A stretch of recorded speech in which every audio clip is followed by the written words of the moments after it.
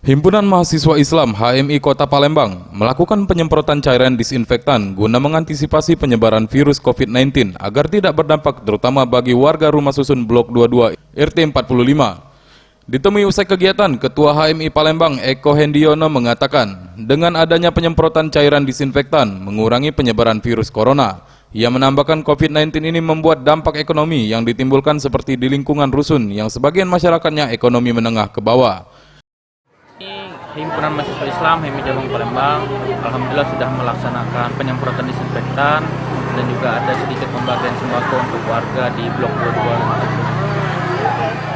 Untuk penyemprotan disinfektan sendiri itu sudah berapa titik yang dilakukan? Ini kegiatan awal kita. Alhamdulillah baru di Blok 22 ini insya Allah kita berdoa agar mungkin nanti ada lagi rezeki, kita bisa melebarkan juga di beberapa titik yang mungkin memang membutuhkan hari ini penyemprotan disinfektan.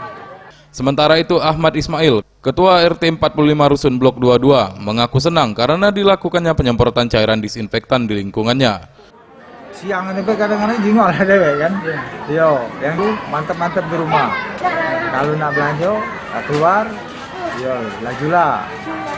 Yo soalnya penyakit ini sangat ditakutin.